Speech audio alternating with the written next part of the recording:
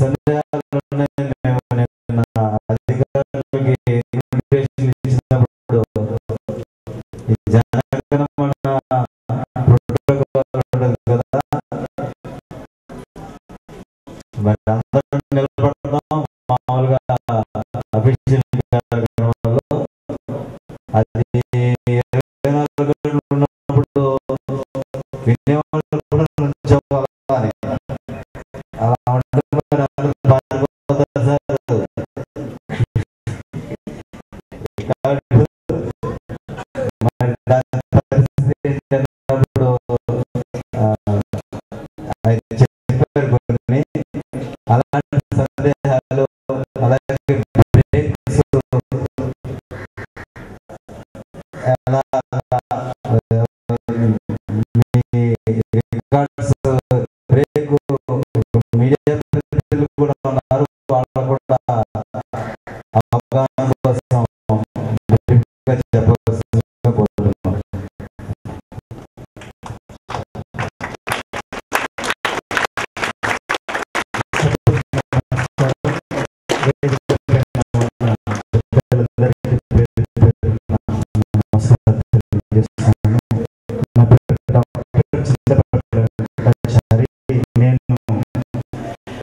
నేను 12 ప్రపంచ రికార్డులు గ్రహీతను. మరియు తెలుగు బుక్ ఆఫ్ రికార్డ్స్కి జాతీయ అధ్యక్షులుగా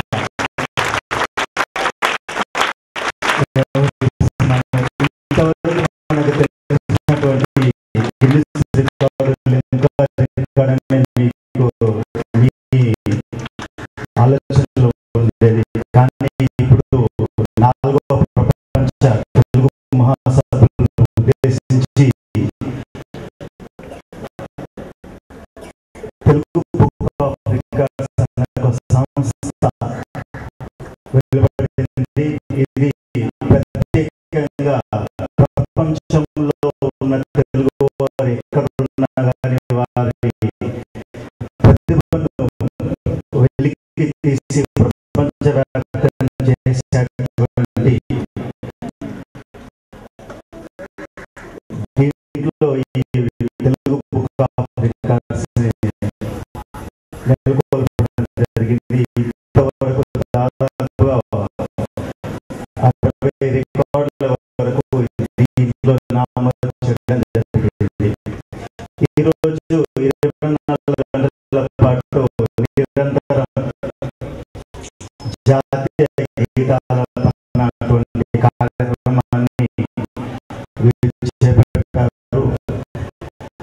9 గంటలకు స్టార్ట్ కావాల్సిన ఈ కార్యక్రమం జనరల్గా ఎట్లా అంటే ఒక రికార్డ్ అనేది ఎట్లుంటుందంటే correct time to time maintain చేయాల్సిన రికార్డుగా గుర్తిస్తారు. ఎందుకంటే ఒక రికార్డు సంస్థ చేసేటువంటి దాదాపుగా 5 to 6 రికార్డ్ సంస్థల వారికి వీరు ఈ అప్లికేషన్స్ ఫార్వర్డ్ చేస్తున్నారు. కానీ వారు కూడా అభ్యర్థులను పెట్టే అవకాశం ఉంటుంది. కానీ ఇప్పటికైనా కానీ దీన్ని ఆలస్యం చేయకుండా దీన్ని తొందరగా ఒక టైం టు టైం మెయింటైన్ చేస్తే చాలా బాగుంటుంది. 12 తర్వాత మన గీతాపన చేసిన దానికి వృధా ఉంటుందండి, వృధా అయిపోతుంది, వేస్ట్ అవుతుంది. దయచేసి తొందరగా స్టార్ట్ చేసి ఇది రేపు 24 hours కాలం గడవాలి. ఇప్పటికే దాదాపుగా 3 hours మనం వారికి ఎనర్జీ కూడా ఒక రకంగా లాస్ అయిపోయినట్టు చెప్పాల్సింది. దీంట్లో మెయిన్ దీనికి కొన్ని ఆంక్షలు ఉన్నాయండి. ఇది మన ప్రాంతీయ సలహాదారులుగా సాయిశ్రీ గారు ఈరోజు మన వీటికి వచ్చారు. వారు దీని విషయంలో కొన్ని విషయాలు వెల్లడిస్తారు.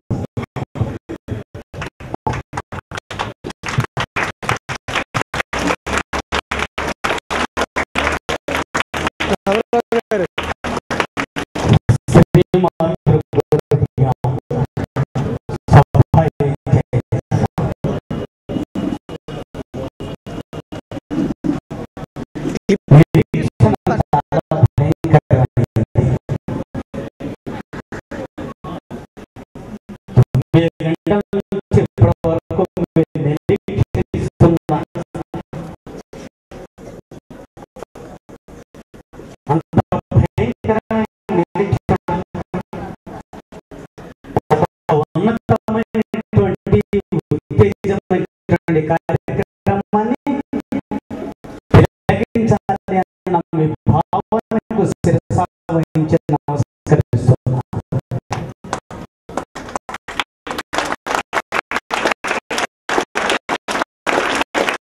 మనిషి పుడతాడు,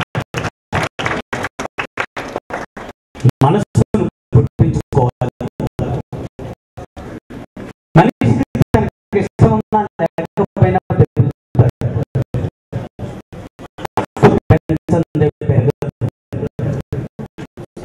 మనిషి పెరగాలి అంటే పోషక పదార్థాలు నిద్ర ఉంటే చాలు. మనస్సు పెరగాలి అంటే జిజ్ఞాస కావాలి. ఆ జిజ్ఞాస కలిగినటువంటి వ్యక్తి శివశంకర్ మాస్టర్. అంతకంటే జిజ్ఞాస కలిగిన శ్రీ విద్యా సంస్థలు సవ్యంగా నిర్వహిస్తున్నటువంటి కార్యక్రమానికి ముందుగా అభినందనలు, ధన్యవాదాలు తెలియజేస్తున్నా.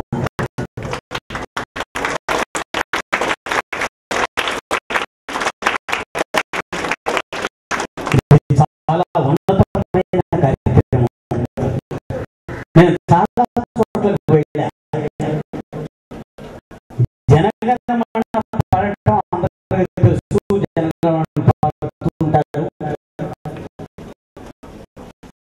ఏమైనా తప్పులుంటే సరి చేస్తుంటారు. అది ప్రకటన పెట్టండి. ఇంతకుముందు శైలజ మేడం ఎవరో జనగణమన గురించి అర్థాన్ని విశదీకరింపజేశారు. చాలా గొప్ప విషయం. అందులో ఏముంది అనేటువంటిది ముందు తెలియాలి. అందులో ఉండే అంతరార్థాన్ని వ్యక్తీకరింపజేసినందుకు డైరెక్టర్ శర్మ గారికి, అధ్యాపక బృందానికి అందరికీ కూడా నమస్కారాలు. సరే, ఇప్పటికే చాలా కాలం మా ఇండియా ప్రెసిడెంట్ గారు చెప్పినట్టుగా 12 దాటిన తర్వాత ప్రారంభం చేస్తే నిరుపయోగమైంది. ఇప్పటికే చాలా కాలం అయింది. దీనిలో ఉండేటువంటి కొన్ని సిస్టమ్స్ ఉన్నాయండి. నేపథ్యం వస్తున్నటువంటి నేపథ్యంగా మనకు వినపడుతున్నటువంటి జనగణమన ఏదైతే ఉందో దానికి అనుగుణంగా అటు విద్యార్థులు, ఇటు శివశంకర్ మాస్టర్ కూడా మనం ఉచ్చారణ అందించవలసిన అవసరం ఉంది. లయబద్ధంగా, గాత్ర శుద్ధిగా. తదుపరి ప్రతి గంటకి 5 నిమిషాలు మాత్రమే ఉంటుంది మనకి. కానీ కొన్ని ప్రత్యేక కార్యక్రమాల్లో 10 నిమిషాలు ఇవ్వడం అంటూ ఉంటుంది. దాన్ని 2 గంటల తర్వాత కానీ 3 గంటల తర్వాత కానీ ఉపయోగించుకోవచ్చు. లేదు, ప్రతి గంటకి 10 నిమిషాలను ఉపయోగించుకుని ఆ బ్రేక్ని మళ్ళా కొనసాగించవచ్చు. అట్లాగే తెలుగు బుక్ ఆఫ్ రికార్డ్, ఇది మనం నిజంగా గర్వించదగ్గ విషయం అండి. ప్రపంచ దేశాల్లో ఉన్న తెలుగు వారందరి కోసం భారతీయ సంస్కృతి, సంప్రదాయాలు, వీటన్నిటినీ కూడా ఇందులో నిక్షిప్తం చేసుకునే అవకాశం ఉంటుంది.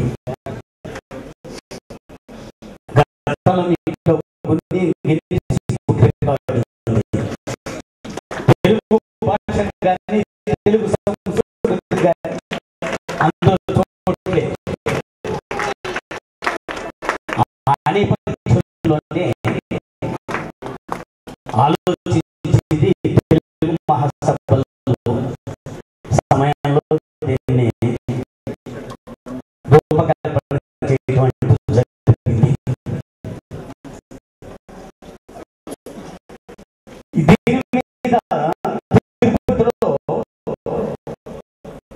10 గంటల పాటు ఈ జాతీయ గీతాలాపన చేయడం జరిగింది. వాసు అనేటువంటి ఆయన. అట్లాగే శంకర్ గారితో విద్యార్థులు ప్రతి గంటకి మారుతూ ఉంటారు, మారవచ్చు. సరే, శర్మ గారు ఒక సందేహాన్ని వ్యక్తం చేశారు. జాతీయ గీతాలాపన చేసేటప్పుడు నిలబడి ఉండాలి కదండి, మరి సదస్సులందరూ నిలబడి ఎట్లా జరుగుతుందంటే వేదిక మీద ఎవరైతే ఉన్నారో ఆ విద్యార్థులు ఆ మాస్టర్ మాత్రమే నిలబడి ఉంటారు. సదస్సులో అభిమానంతో ఆరాధనతో ఎవరైనా ఆ గీతాన్ని ఆలాపించాలి అని అనుకున్నప్పుడు ప్రక్కకి వెళ్ళి ఆ మధ్యలో నిలబడకుండా ప్రక్కకు వెళ్ళి నిలబడి ఆలపించవచ్చు. మిగిలిన వారు మాత్రం అలాగే కూర్చుని మాత్రం ఆలపించకూడదు. చక్కగా వినండి,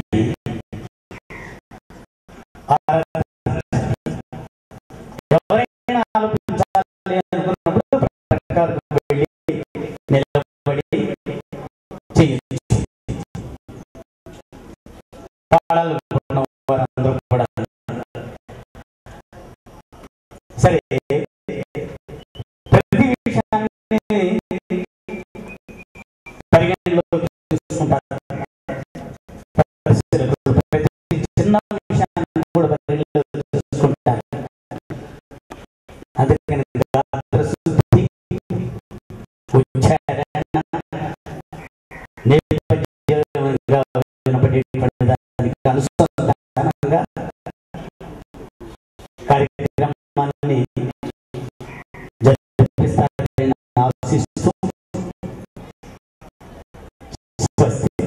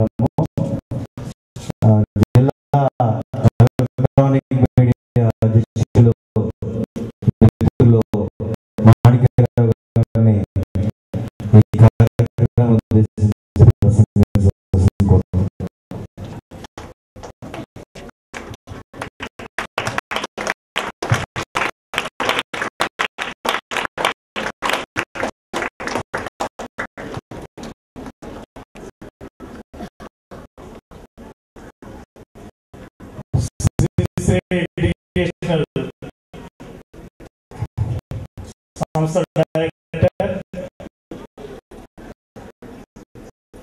గౌరవనీయులు పెద్దలు, మాతోటి జర్నలిస్టు, మరి ఇప్పుడు విద్యా సంస్థ డైరెక్టర్ ఉన్నటువంటి మిత్రులు, పెద్దలు శర్మ గారు సారథ్యంలో ఒక మంచి జాతీయ భావాన్ని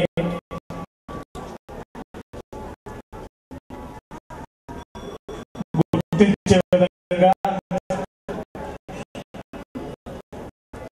కార్యక్రమం గారికి, మరి ఈనాటి ముఖ్య అతిథులు గౌరవనీయులు పెద్దలు డిఓ శ్రీ నరసింహరావు గారికి,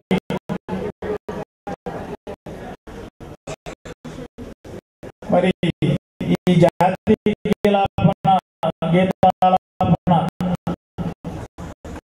నిర్వహిస్తున్న పెద్దలు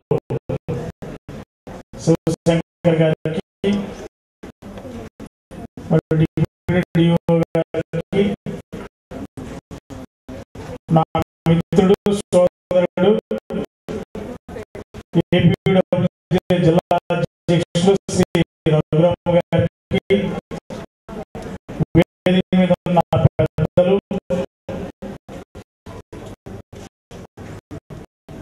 ఈ విద్యా సంస్థ యొక్క అధ్యాపకులు, విద్యార్థులు, మా మీడియా మిత్రులందరూ కూడా ప్రత్యేకంగా ధన్యవాదాలు అభినందనలు తెలియజేస్తున్నాను. చక్కటి కార్యక్రమం. మరి జాతీయ గీతం గురించి ఎన్నిసార్లు తెలుసుకున్నా కూడా అది చాలా మందికి కొత్తగా ఉన్నది. దాని యొక్క భావం, అర్థం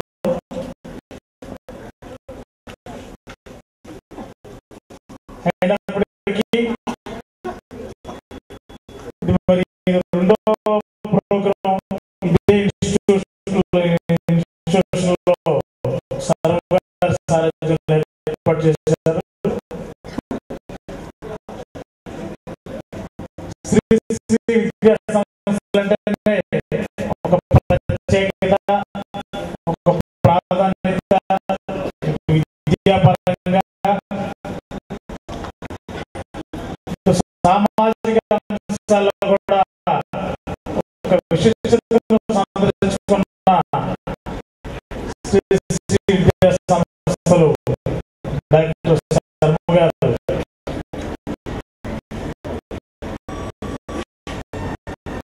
ఒక పక్క 10th క్లాస్ ఎగ్జామ్స్ సమీపిస్తున్నాయి,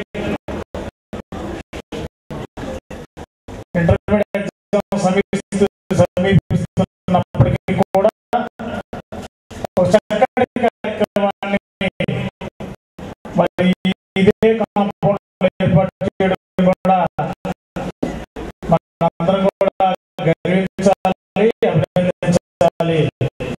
శర్మ గారు జాతీయ గీతాలాపన కార్యక్రమం అంటే చాలా మంది కూడా ఈవేళ జాతీయ భావం అంటే మనందరం